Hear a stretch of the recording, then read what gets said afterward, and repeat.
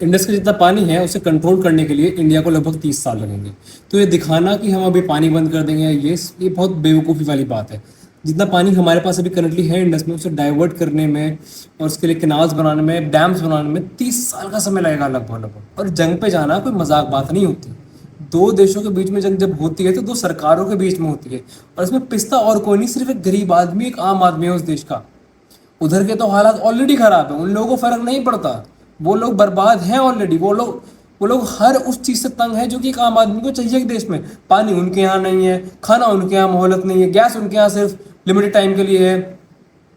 तो तो उन्हें ज्यादा फर्क नहीं पड़ेगा, और उसका डायरेक्ट कॉन्सिक्वेंस तुम आज देख रहे हो इंटरनेट पे। वो किस तरीके से पूरी चीज का मजाक बना रहे हैं, बिकॉज वो ऑलरेडी तंग है।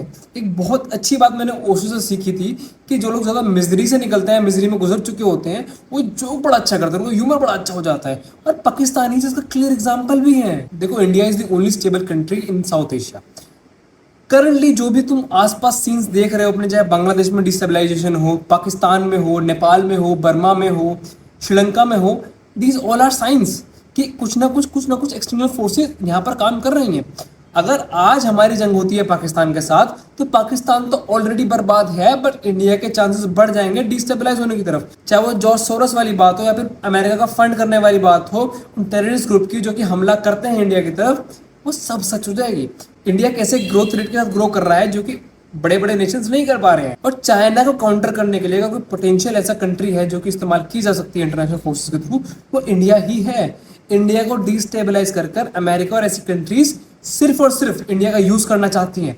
ये डिस्टेबलाइजेशन इवेंचुअली हेल्प करेगा चाइना को काउंटर करने में वेस्ट के बड़े बड़े नेशंस को। मैं बहुत बड़ी तरीके से इस बात को मानता हूँ कि ये बहुत बड़ा ट्रैप है जिसमें इंडिया को जबरदस्ती डाला जा रहा है, ताकि इंडिया वॉर में जाए और इवेंचुअली हम कमजोर पड़े, डिस्टेबलाइज हो, और वो लोग हमारा फायदा उठाए। इकोनॉमी डाउन जाएगी, टैक्सेस बढ़ेंगे, आम आदमी में बोझ बढ़ेगा, हमारा खुद का देश एनआरकी की तरफ जा सकता है। और सबसे बड़ी बात यहाँ पर यह है कि जिस इशू को लेकर हम यहाँ चल रहे हैं वो इशू है भी नहीं। It is not India versus Pakistan, it is ideological war between two ideologies जो कि उस जगह पर कोएग्जिस्ट नहीं कर सकती। इसलिए मेरा मानना भी है कि व्हेन इट कम्स टू अपना पीओके, हम पीओके को वापस लाकर कुछ कर भी नहीं सकते, क्योंकि वहां पर जो आवाम है वो ऑलरेडी उसी एक्सट्रीम आइडियोलॉजी की है जो कि हमारी तरफ। जब अपने वालों को अपना नहीं बना पाए तो हम पीओके लाकर क्या करेंगे? हम वहां पर उस जमीन के टुकड़े को तो ले आएंगे, पर वहां के जो लोग हैं, पीपल ऑफ दैट लैंड, उनका हम क्या करेंगे? उन्हें हम कैसे समझाएंगे? उनकी उनकी ये प्रॉब्लम डीपली रूटेड है वैली में फ्रॉम 800 ईयर्स, और इसकी बलि बार बार हिंदूज और कश्मीरी पंडित बन चुके हैं। पाकिस्तान से जंग लड़ना it's like fighting a suicide bomber.